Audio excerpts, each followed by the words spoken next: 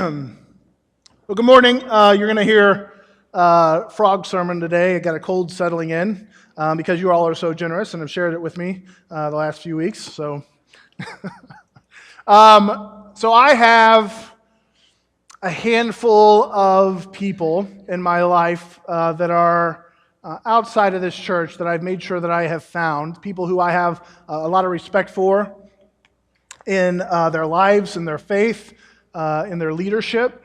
And I have kind of organically collected them in my life so that I could make sure that I always had voices that I was speaking to outside of my routine and regular circles. I spend a lot of my time and energy and conversations within the faith community family, and it's easy in that regard to get tunnel vision and to miss the outside perspective of what you're doing and not having people who are speaking into you. And so I made sure that over the years, I've kind of put together these group of friends and mentors who speak wisdom and truth and guidance and direction in my life. Well, last fall, I was meeting with one of these friends. Her name is Cindy, and she and I were catching up. It had been a while since we'd caught up. And we got together, and she said, how's Patrick and how's Faith Community? And I said, we're doing pretty good. I said, there are things that we are just killing it. Like, we are awesome. We are rock stars. Like, just couldn't be happier about.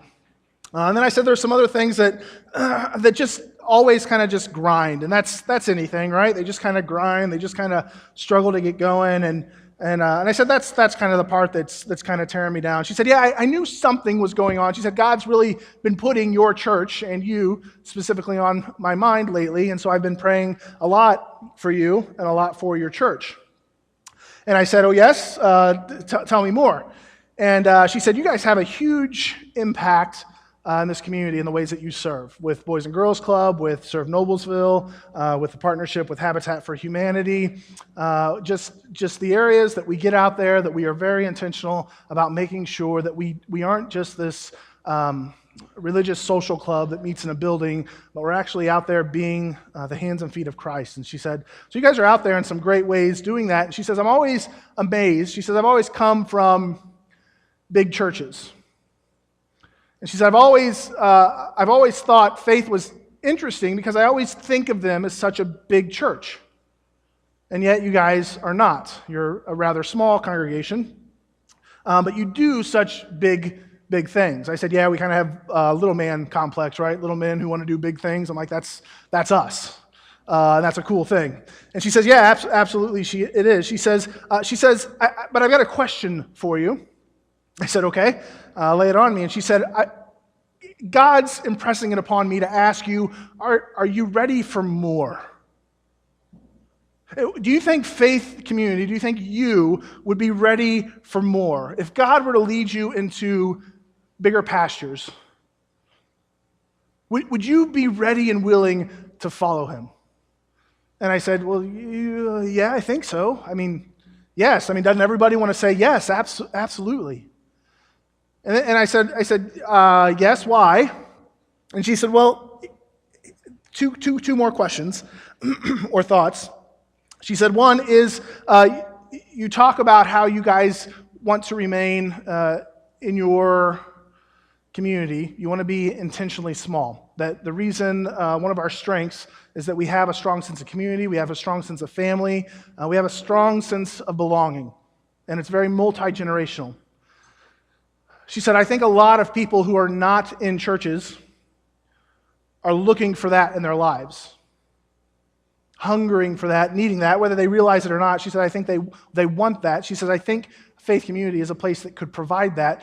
Would you be willing to grow in order to meet the needs that people were hungering for in their life if God were to lead you there? I want to say yes.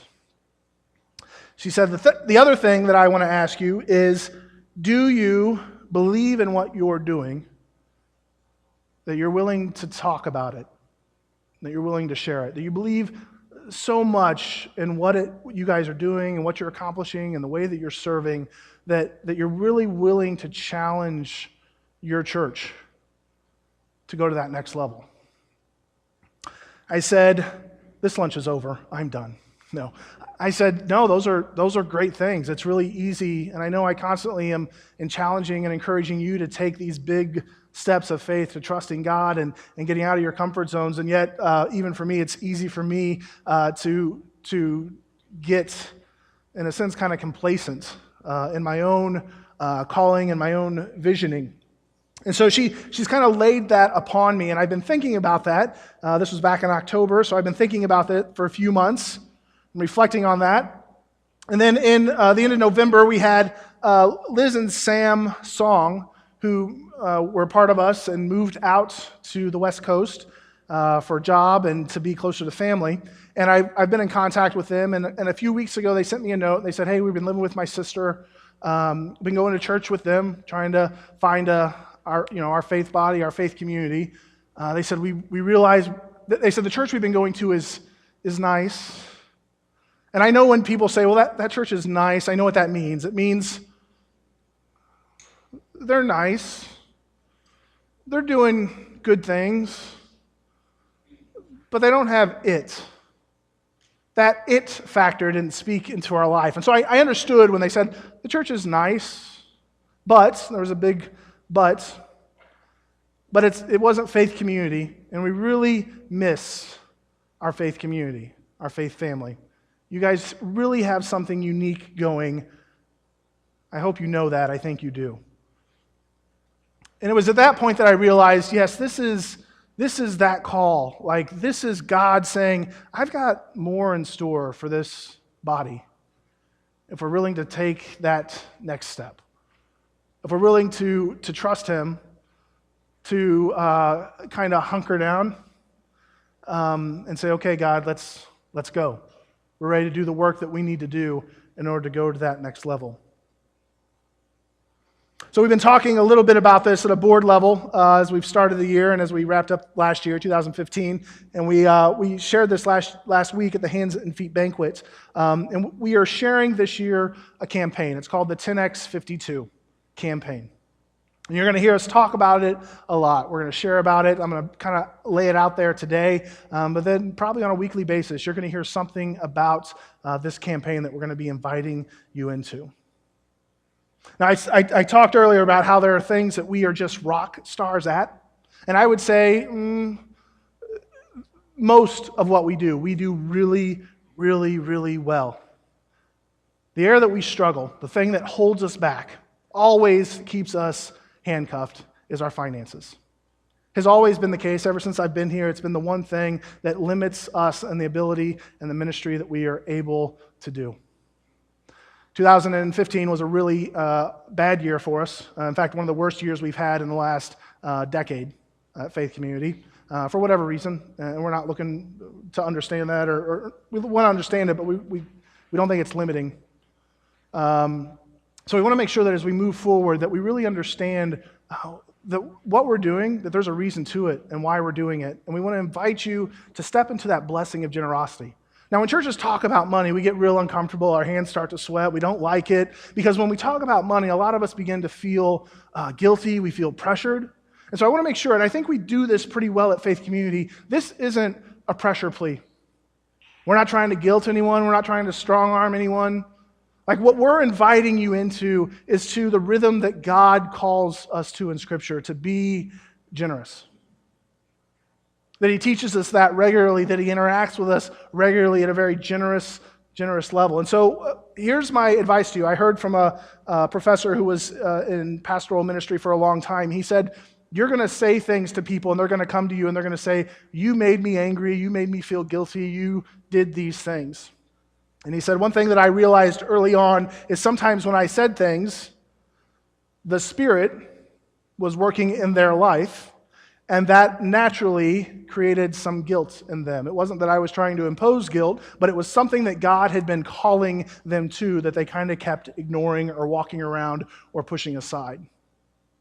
And so I want to say that because if you feel that if I or any of our leadership board is trying to guilt you or strong arm you into giving to this church, let us know.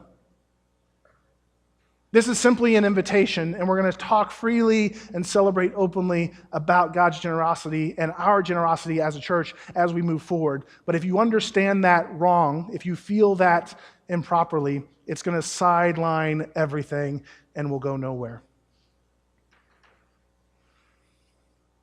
So I want to lay out a little bit about what this campaign is and what we're hoping to achieve and accomplish by going this route. 10x 5.2, it means what we're asking for is that each week that each person, each family would give $10 more that week. If you're giving nothing, then we're asking you to get in the habit of routinely giving to God. One of the most difficult tasks in our faith formation is with our finances. It was one of the most talked about topics by Jesus and in all of Scripture, that money has a strong hold on us and can really limit our ability and our freedom in experiencing the fullness of Christ. And so we want to make sure that we're talking openly and freely about that. So we're asking you, start small, $10 a week. What is it that you would have to give up in your week to make sure that you were routinely offering $10 to this church?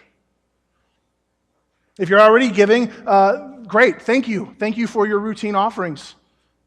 Make sure that it is routine, that it is regular, because our work and our ministry, the things that we're doing, depend on that. We need that. We want that. We often when we talk about giving to God, we leave a part of that out. It's giving to God for the purpose of the church to be the hands and the feet and the bride of Christ in the community. Right? So it's giving to God so that we can do the work that we need to be doing.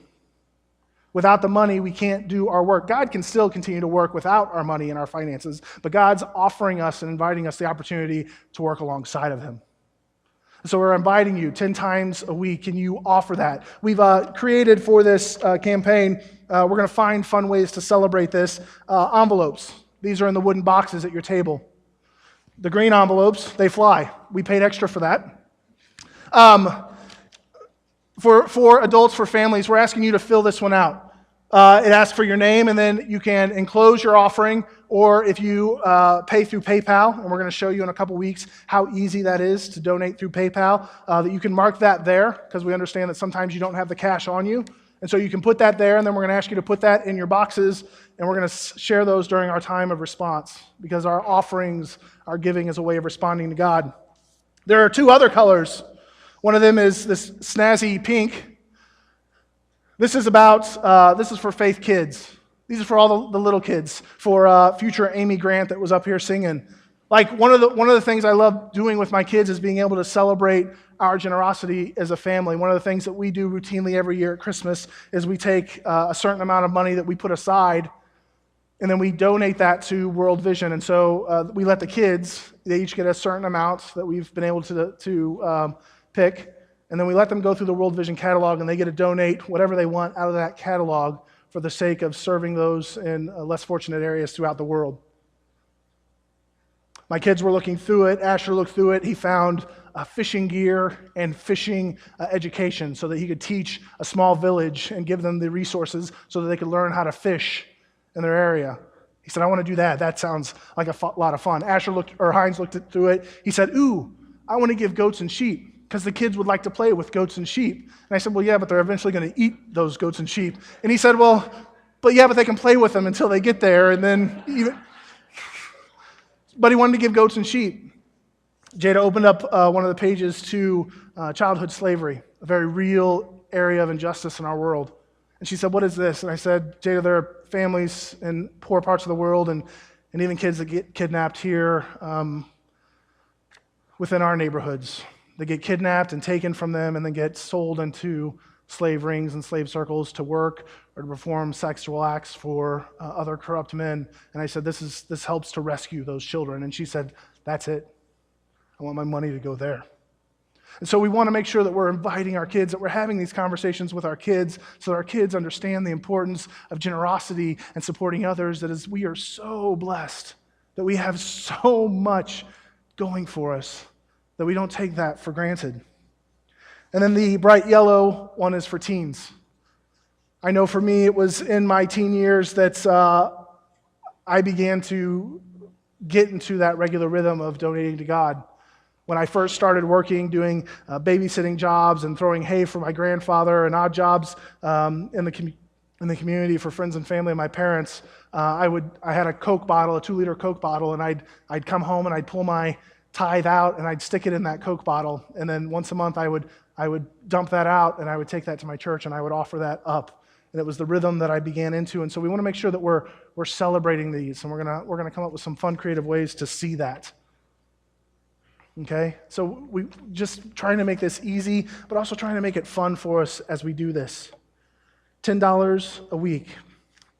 We're going to ask you to increase your routine. What this is going to do is help us to increase our routine offerings. We need about $3,000 a week to maintain the ministries that we're doing. Right now, we bring in about $1,800 a week. So we have a little bit of a shortfall. We used to be on that 3,000 track a couple years ago. We want to get back up to that. And so we want to make sure that we're keeping those numbers in front of you. Not to impose guilt, but just to make sure that we're communicating what is going on so that you know where we are. In doing that, that's going to be able to allow us to avoid cutbacks. And I want to be honest here, because the cutback that's going to probably happen first is staffing, which is the guy that's talking right now. And I don't believe our ministry is done at Faith Community or in this community. I think we still have a lot more work to do. I still want to see us accomplish a lot more in this community. But if we continue to not be able to meet our expenses, staffing will be the most practical and easiest and first way that we have to cut those expenses. And I don't want to see that happen. I hope you don't either. Fourth, we say don't ask, we want to ask no more. We know we do a lot of ministries, and we know we stand up here and we ask for pizza, and we ask for candy donations, and we ask for pies, and we ask and we ask and we ask. And there's still going to be some degree of asking for small ministries. When we do a Thanksgiving dinner, we're going to want homemade desserts, right? Because nothing satisfies like a homemade dessert as opposed to a marsh dessert. So there's still going to be a little bit of asking, but for our regular routine ministries, we want those to come from our general offering. We don't want to have our different ministries coming up and pleading each week for, hey, we need 150 for this, or hey, we need donations for this. We want to be able to focus more on the relational ministry that we're providing in those areas and let the money come out of the collective efforts through our routine offerings and our general fund. Fifth, we want to make sure that we're expanding our opportunities. We believe that God has more in store for us. We want to be able to pursue those dreams as they arise without having to be hindered by, do we have the money to do it?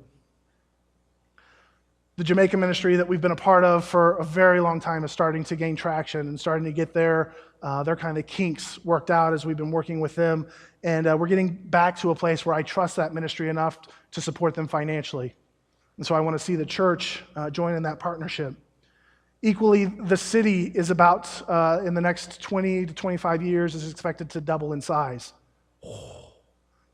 Over 110,000 people in Noblesville in the next 20 years. We're going to see fast, rapid growth, which is exciting. Are we ready for that? Are we ready to meet the needs of that? We're going to see lower income issues begin to develop and grow. Already within Hamilton County, it is the fastest growing county of homelessness in the state. Homelessness is growing at a far greater rate in Hamilton County than anywhere else in the state. There are ministries and conversations starting right now to begin to make sure that they keep their pulse on that. And I'm glad to say that Faith Community, your leadership board, has already committed to making sure that they are on board with helping provide resources for homeless ministry. We can't do that, though, without your support, without your funding. We want to continue to sponsor and support the Boys and Girls Club. They're looking at building a new building, one that's more functional, that's less outdated, that they have to continue to kind of prop up as their kids continue to grow, because as the population grows, obviously the kid population is also going to grow.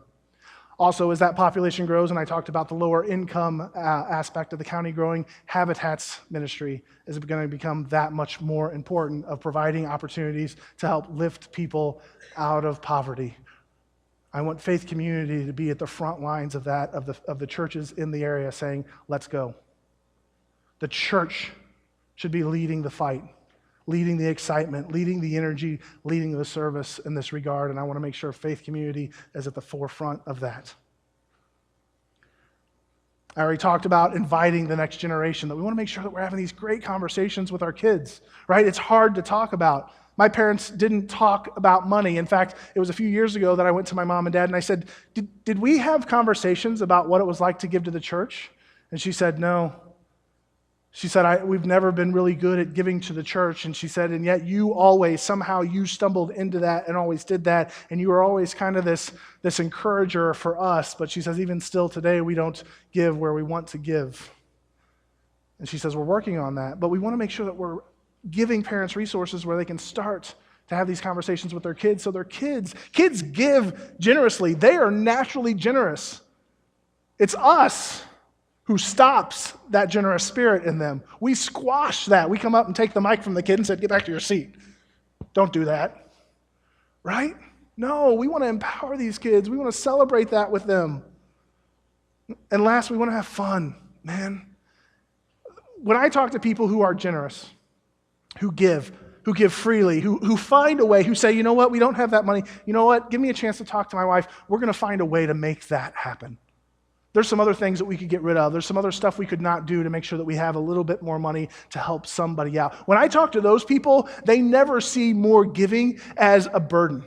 They're never like, oh, God's so demanding. He's so rough. He's such a bully in this regard. No, they're like, yeah, I want to do that because every time that I've been faithful in my giving, God has always outgave me. And it's true. You can't outgive God. You can't outserve God. You can't outlove God. And anytime you try to step up to the plate and be like, okay, God, I'm going to be faithful in this, God's like, now I got something for you. Malachi talks about this in chapter 3. And this is this text, and I'm not going to go, it's not a deep expository piece, but there are pieces that we can pull out of this that speak to us. This section is called a call to repentance. And God is talking to the people and he's saying, I'm asking you to come back. And the people of God say, how can we return? We've not gone anywhere. And God goes to them and he said, should people cheat God? And yet you have. And the people ask, what do you mean? How have we ever cheated you? And he says, you've cheated me on the tithes and the offerings that I've asked you for. You see, you're under a curse, for your whole nation has been cheating me. I'm inviting you to bring all the tithes into the storehouse so that there will be enough food in my temple. And if you do, I will open the windows of heaven for you and I will pour out a blessing so great you won't have enough room to take it in. Try it. Put me to the test. If you are faithful in this, your crops will be abundant, for I will guard them from the vines before they are ripe. I will guard them from insects and disease. Your grapes will not fall from the vine before they are ripe. And the nations, everyone else will call you blessed, for that your land will be a source of delight for those who are around you. Yeah, I want to step into that. I want to be a part of that. So here's the questions I have for you. I want you to consider if and how much Faith Community Church means to you and your family. And what would it look like in your life if Faith Community wasn't present? What would it look like in our community if Faith Community wasn't here? Do you believe that Faith Community is worth supporting and investing in? Is it worth making sacrifices in other areas of your life so that you can support it? And here's the hard question, because you have them. They're running around right now on your mental treadmill. What's your but? What are your buts? What are all the excuses right now that are running through your head of why you can't or how you can't? What are all of them? I invite you to list them all out. Take some time this week and write them all down. And then go back and think about all that Faith Community does for you and for your family and for this community. And offer that list to God and say, okay, what are the things that I want to make sure that I'm investing in? What are the things that I want to make sure that I'm aligning with God's vision for the kingdom through this church as they step out in the community to love the world and be the hands and feet of Christ? Is it worth it? Is it worth it? I think it is. I really think it is, and I think everybody here thinks it is. And if that's the case, then let's get busy doing this. Because there's going to be some great stories that we're going to see come out of this generosity where God's going to show up in ways that we hadn't even thought of or imagined. But he's going to take us into territory that we hadn't even dreamed of. That's my hope. That's my prayer.